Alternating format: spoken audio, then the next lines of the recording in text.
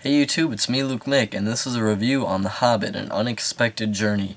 Now this movie, my expectations were as low as they can go. Like I think I watched half the trailer at one point, and I turned it off because it just looked so, like childish and just really happy-go-lucky. It looked very happy-go-lucky. So I went into this movie, and even the bad ratings, I was kind of like, okay, this movie's not going to be very good. So I set the bar very, very low, unlike some other people who set it pretty damn high. So, yeah, just so you get a feeling for what I expected, I didn't expect much from this movie. And I just want to mention that I don't think I saw it in that 48 frames per second thing. I think I would have noticed, because from what I've heard about it, it was really kind of jittery and laggy, and I didn't really notice anything like that when I was watching it. So I'll just get started with the story here. Basically, Gandalf, the wizard from all the other movies, needs Bilbo Baggins to go on a quest to take these dwarves. They lost their home, basically, and now they're homeless and just sort of wandering around. So Gandalf gets this group of like 13 dwarves together, and they need Bilbo Baggins to be, I can't remember what they need him to be. It's like a thief or something, because he's the shortest, so he can sneak around and like take something from this dragon, basically. And yeah, it takes some coaxing to get going, but he finally gives in and decides to go on the journey with Gandalf and the 13 dwarves. So that's basically the setup of the whole story. Now, the acting, of course, Ian McKellen does an amazing job as Gandalf again. I could not imagine anybody else playing that role, and I'm glad that he reprised that role. And Martin Freeman, the new guy playing Bilbo Baggins, he also did an excellent job, nothing wrong with it, and can't wait to see those two in the next Hobbit movies to come.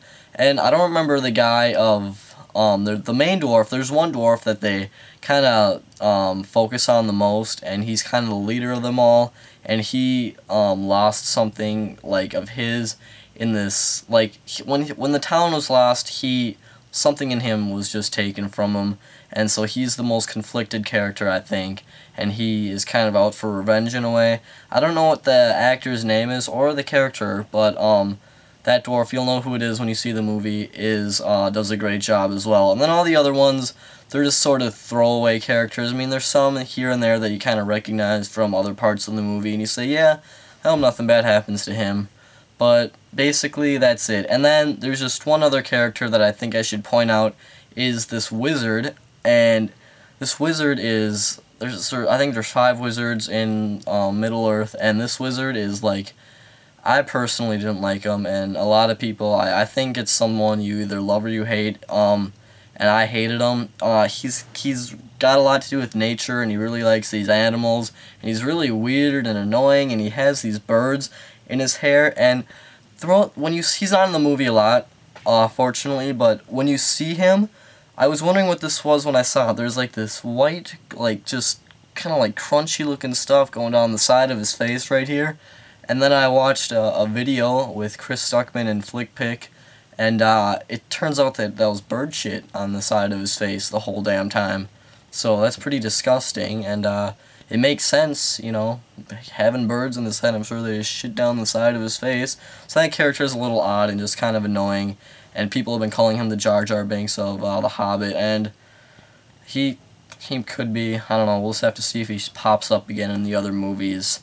So, we're done with the acting. The pacing of this movie, a lot of people have been saying it goes very slowly at the beginning, and I see how people can say that, how it can go slowly for some people, and I personally, though, I was really entertained within the first hour to an hour and a half. I mean, even though it literally, the first at least hour takes place just in Bilbo Baggins' house, just like deciding on what to do and kind of like getting to know what the dwarves are all about.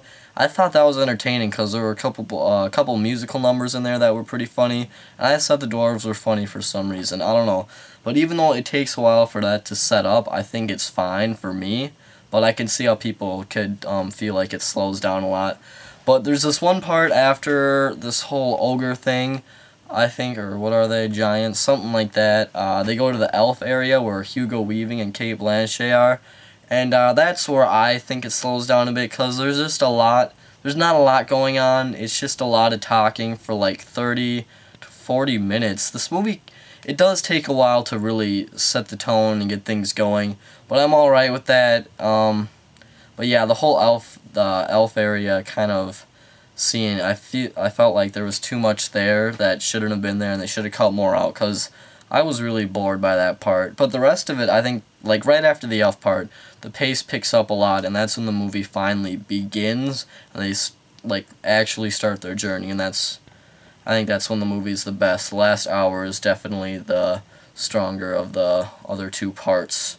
So the pacing, it gets a little bumpy midway, but other than that, it's fine. Special effects this time, I feel like they used more CGI backgrounds and characters, because I think these are the ogres. The ogres are all in CGI, and there's not really any orcs this time.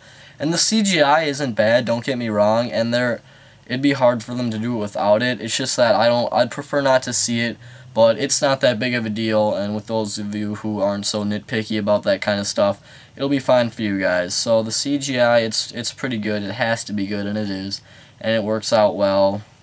So yeah, special effects are good. And the whole Gollum scene, if you guys haven't heard about this is the best scene in the whole movie without a doubt, and possibly within the whole Lord of the Rings franchise. This scene is basically just Bilbo Baggins.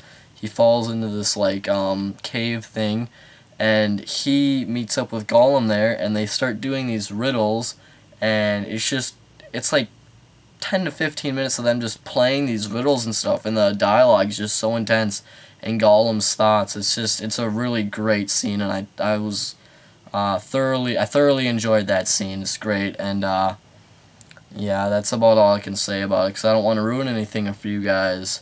And obviously there's things in this movie that aren't perfect.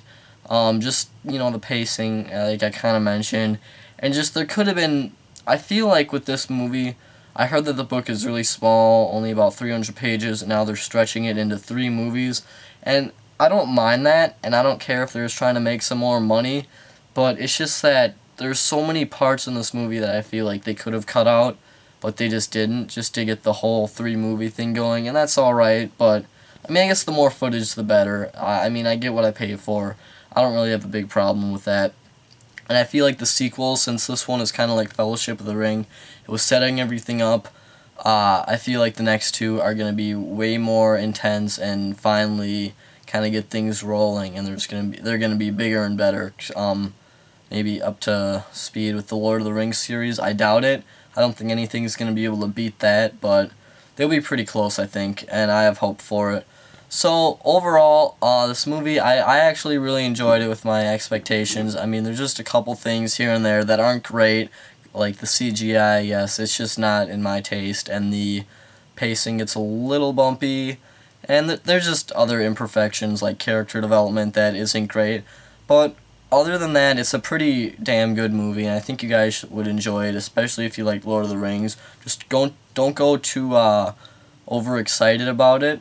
That's all I can really say, and I'm going to give this movie 4 out of 5 stars. Definitely go check it out before it leaves theaters. Oh, and I should probably just quick mention the 3D. The 3D, it's there, and it's pretty good, and there's this really cool rock scene, or mountain scene with a bunch of rocks falling, and I just thought that was really cool, the way they utilized the 3D in that scene. And there's other parts, and here and there, and I say the 3D's worth it. So, yeah, that sums it up. I will talk to you guys later. Please subscribe, and that's about it. See you guys.